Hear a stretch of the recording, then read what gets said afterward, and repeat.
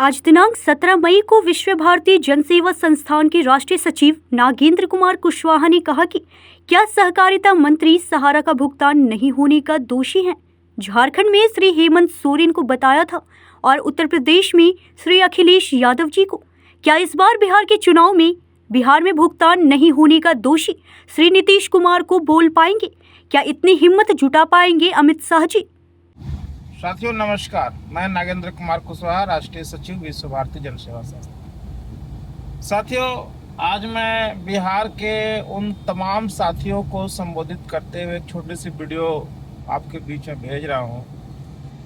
साथियों, बिहार में सहारा से पीड़ित जो एक आंकड़ा आया है लमसम, लगभग 2 करोड़ से ज़्यादा लोग प्रभावित हैं वहाँ, और वहाँ की तीनों सोसाइटी और सभी कंपनियों को मिला करके लगभग 1 लाख करोड़ रुपए का बकाया है पूरे बिहार में।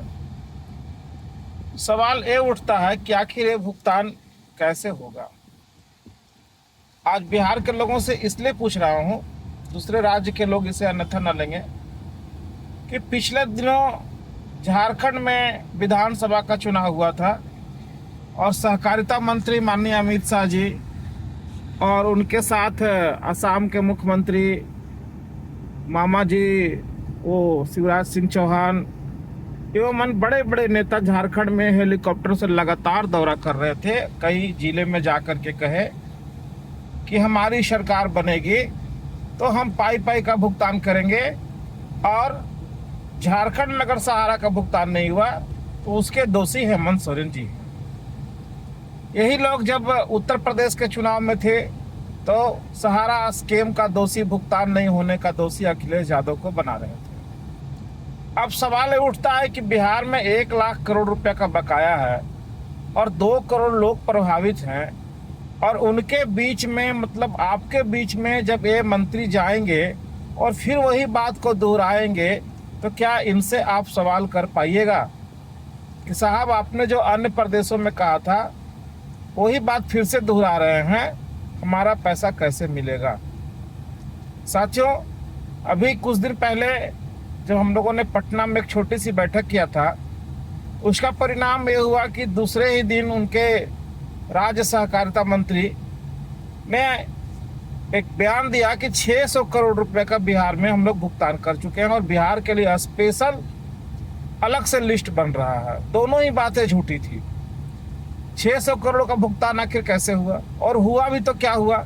जहां 1 लाख करोड़ रुपए का भुगतान, उसमें 600 करोड़ रुपए क्या मायने रखते हैं?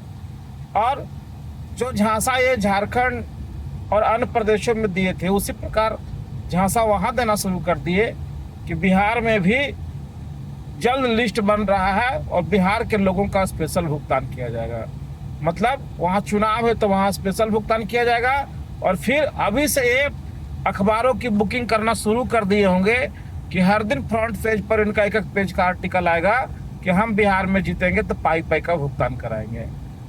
सारा पेपर कटिंग आप लोगों का झारखंड वाला भी होगा, उत्तर प्रदेश वाला भी होगा, मध्य प्रदेश वाला भी होगा।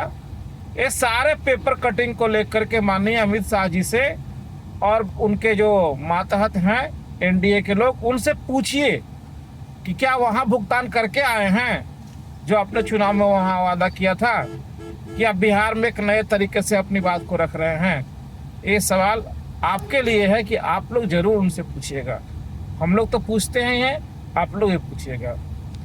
साथियों, आज तक के इतिहास में भारत में इतना कमजोर गृह मंत्री हमने नहीं देखा था। शायद आप लोग देखे होंगे। पहले के जो होम मिनिस्टर होते थे वो जो भी बातें कहते थे वो अपना वादा को पूरा करते थे, लेकिन सहकारिता मंत्री माननीय अमित शाह जी ने सहारा के मुद्दे पर जो भी बातें कहा वो झूठ कहा। चाहे वो पोर्टल के माध्यम से भुगतान देने की बात किए थे कि 45 दिन में भुगतान करा देंगे, सहारा के अधिकारियों पर कार्रवाई करेंगे, अन्य तरह जो भी चीजें हुआ इनका बड़ा झूठ रहा। और सहारा के अधिकारी पर कार्रवाई करने में तो इनका लगता है कि क्या बताएं, ज़्यादा बोलना भी अच्छा नहीं लगता, लेकिन ये कर नहीं पा रहे हैं। परिणाम स्वरूप सहारा के अधिकारी का मन आज इतना बढ़ा हुआ है कि वो पैसा देने के लिए आगे नहीं आ रहे हैं, केस को लिंगर करके और अपनी संपत्तियों को औने पौने दाम में बेच रहे हैं। और देश के जुमला मंत्री माननीय अमित शाह जी नाक के नीचे उनकी संपत्तियां बिक रही है और उस पर कोई कार्रवाई नहीं कर पा रहे हैं। जबकि 5,000 करोड़ रुपए के लिए जिस प्रकार ये माननीय सुप्रीम कोर्ट गए थे और एक झटके में 5,000 करोड़ रुपए ले आए, भले ही उसको बंटवा नहीं पाए। अगर ये चाहते तो जा करके वहां से 5,000 करोड़ नहीं पूरा 25,000 करोड़ निकाल लिए होते। और आज भी एक आईएए लगा दे कि सहारा का कंप्लेन बहुत ज्यादा है, इनकी संपत्तियों को भारत सरकार जब्त करेगी, उसका परमिशन हमें दे दीजिए और उसमें जो बड़ी बड़ी प्रॉपर्टियां हैं उसका लिस्ट बना करके दे देते, तो मुझे नहीं लगता कि माननीय सुप्रीम कोर्ट सरकार को यह आदेश पारित होने में 2-4 दिन का भी समय लगा था। अगर ये संपत्तियां जब्त करा लिए होते और जो पैसा सहारा सभी में पड़ा हुआ है, दोनों को जोड़ करके आराम से देश के तमाम लोगों का, किसी राज्य का नहीं पूरे देश का भुगतान किया जा सकता था। लेकिन अमित शाह ऐसा करेंगे नहीं, क्योंकि उन्हें केवल जुमला बोलना आता है, झांसा देना आता है, देश के लोगों को बरगलाना आता है। जिस राज्य में जाते हैं उस राज्य के लोगों को दोषी बना देते हैं। इस बार देखते हैं कि बिहार में भुगतान का जिम्मेवारी क्या वो नीतीश कुमार को बोल पाएंगे कि अगर झारखंड में हेमंत सोरेन दोषी है तो बिहार में नीतीश कुमार को दोषी बोलना चाहिए। देखते हैं कि ये हिम्मत जुटा पाते हैं कि नहीं पाते हैं। धन्यवाद साथियों, नमस्कार, जय हिंद। धनबाद से दिलीप कुमार मिश्रा की रिपोर्ट।